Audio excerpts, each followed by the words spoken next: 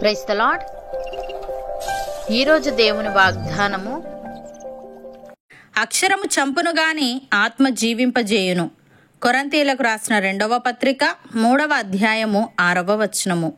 సహోదరి సహోదరులారా, ఈ వాక్యం మనకు ఒక గొప్ప ఆధ్యాత్మిక సత్యాన్ని నేర్పిస్తుంది. ఇది మోషే ధర్మశాస్త్రానికి మరియు క్రీస్తు ద్వారా వచ్చిన కృపకు మధ్య తేడాను చూపిస్తుంది.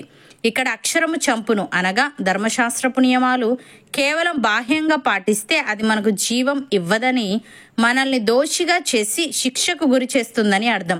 ఇది పాపాన్ని వెల్లడించగలదే గాని మనిషిని మార్చలేదు. మోషే ధర్మశాస్త్రం ప్రకారం ఎవరైనా పాపం చేస్తే బలులు అర్పించాలి, లేదంటే శిక్ష అనుభవించాలి. కోర్టు న్యాయాన్ని అనుసరించి నేరస్తుడికి శిక్ష విధించవచ్చు, కానీ ఆ శిక్ష అతని హృదయాన్ని మారుస్తుందా? ఒక వ్యక్తికి ప్రేమను చూపించినప్పుడు అతడు నిజమైన మార్పును పొందుతాడు. యేసుక్రీస్తు ఇచ్చిన ఆత్మ మనిషిని నిజమైన మార్పుకు తీసుకువెళ్తుంది. ధర్మశాస్త్రాన్ని కేవలం బాహ్యంగా పాటించడం మాత్రమే ఉంటే అది మనిషి శిక్షకు లేదా మరణానికి దారితీస్తుంది. కానీ దేవుని ఆత్మ మార్పును తెచ్చి నిజమైన జీవాన్ని అందిస్తుంది.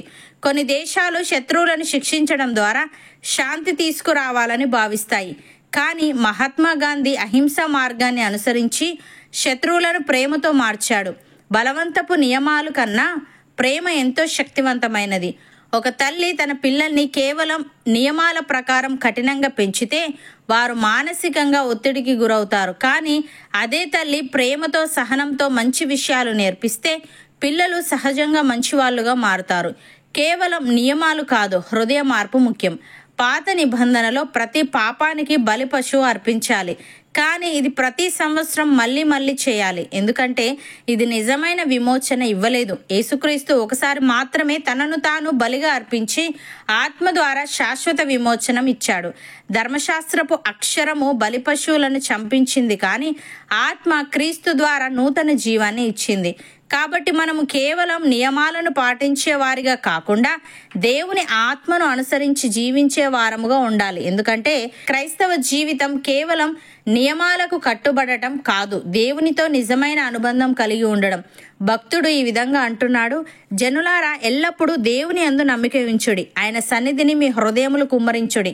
దేవుడు మనకు ఆశ్రయము. అల్పులైన వారు వట్టి ఊపిరి అయి ఉన్నారు, ఘనులైన వారు మాయాస్వరూపులు, త్రాసులో వారందరూ తేలిపోవుదురు. వట్టి ఊపిరి కన్నా అలకనగా ఉన్నారు. బలాత్కారమందు నమ్మిక ఉంచకుడి, దోచుకొనుట చేత గర్వపడకుడి, ధనము హెచ్చినను దానిని లక్ష్యపెట్టకుడి. బలము తనదని ఒకమారు దేవుడు సెలవిచ్చెను, 2 మారులు ఆ మాట నాకు వినబడెను. ప్రభువా, మనుష్యులకందరికీ వారి వారి క్రియల చొప్పున నీవే ప్రతిఫలం ఇచ్చుచున్నావు, కాగా కృప చూపుటయు నీది అని. ప్రియులారా, యెహోవా ఇల్లు కట్టించని ఎడల దాన్ని కట్టువారి ప్రయాసము వ్యర్థమే. యెహోవా పట్టణమును కాపాడని ఎడల దాన్ని కావలి కాయువారు మేల్కొని ఉండుట వ్యర్థమే. మీరు వేకువనే లేచి చాలా రాత్రి అయిన తర్వాత పండుకొనుచు కష్టార్జితమైన ఆహారము తినుచు నుండుట వ్యర్థమే. తన ప్రియులు నిద్రించుచుండగా ఆయన వారికి ఇచ్చుచున్నాడు. కుమారులు యెహోవా అనుగ్రహించు స్వాస్థ్యము, గర్భఫలము ఆయన ఇచ్చు బహుమానమే. యవ్వన కాలమందు పుట్టిన కుమారులు బలవంతుని చేతిలోని బాణముల వంటి వారు, వారితో తన అంబుల పొది నింపుకొనిన వాడు ధన్యుడు. అటివారు సిగ్గుపడక గుమ్మములో తమ విరోధులతో వాదించుదురు. అపోస్తలుడైన పౌలు ఈ విధంగా అంటున్నాడు, సహోదరులారా, మిమ్మును పిలిచిన పిలుపును చూడుడి. మీలో లోకరీతిని జ్ఞానులైనను ఘనులైనను గొప్ప వంశము వారైనను అనేకులు పిలువబడలేదు గాని ఏ శరీరియు దేవుని ఎదుట అతిశయింపకుండునట్లు జ్ఞానులను సిగ్గుపరచుటకు లోకములో నుండి వెర్రివారిని దేవుడు ఏర్పరచుకొని ఉన్నాడు. బలవంతులైన వారిని సిగ్గుపరచుటకు లోకంలో బలహీనులైన వారిని దేవుడు ఏర్పరచుకొని ఉన్నాడు. ఎన్నికైన వారిని వ్యర్థము చేయుటకు లోకంలో నీచులైన వారిని, తృణీకరింపబడిన వారిని, ఎన్నిక లేని వారిని దేవుడు ఏర్పరచుకొని ఉన్నాడు. అయితే ఆయన మూలముగా మీరు క్రీస్తు యేసునందున్నారు. అతిశయించువాడు ప్రభువునందే అతిశయింపవలెను అని వ్రాయబడినది నెరవేరునట్లు దేవుని మూలముగా ఆయన మనకు జ్ఞానమును, నీతియు, పరిశుద్ధతయు, విమోచనము నాయను అని. సహోదరి సహోదరులారా, ఆకాశములు భూమికి పైన ఎంత ఎత్తుగా ఉన్నవో మన మార్గముల కంటే ఆయన మార్గములు, మన తలంపుల కంటే ఆయన తలంపులు అంత ఎత్తుగా ఉన్నవి.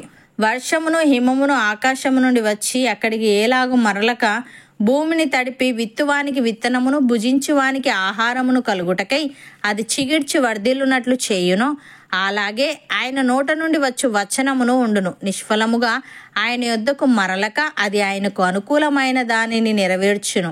ఆయన పంపిన కార్యమును సఫలము చేయును. నమ్మిన వారు నాతో పాటు ప్రార్థనలో ఏకీభవించండి.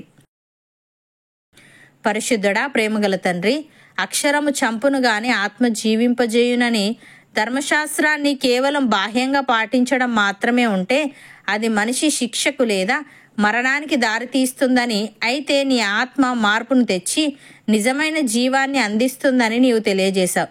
తను నీకు స్తుతులు దేవా. మేము నీ యందు నమ్మిక ఉంచి నీ ఆత్మను పొందుకొని నీ సన్నిధిని మా హృదయములు కుమ్మరించే వారముగా ఉండుటకు సహాయము దయచేయమని, మనుష్యులకు అందరికీ వారి వారి క్రియల చొప్పున నీవే ప్రతిఫలం ఇచ్చుచున్నావు గనుక కృప చూపుటయు నీది గనుక మేము బలాత్కారమందు నమ్మిక ఉంచక ధనము హెచ్చినను దానిని లక్ష్యపెట్టక నీ కృప కలిగి వినయ భయభక్తులతో జీవించే వారంగా ఉండుటకు కృప చూపమని, అతిశయిస్తే నిన్ను బట్టి అతిశయించే ఆత్మీయత మాలో ప్రతి ఒక్కరికి నీవే దయచేయమని యేసుక్రీస్తు నామమున ప్రార్థిస్తున్నాము తండ్రి.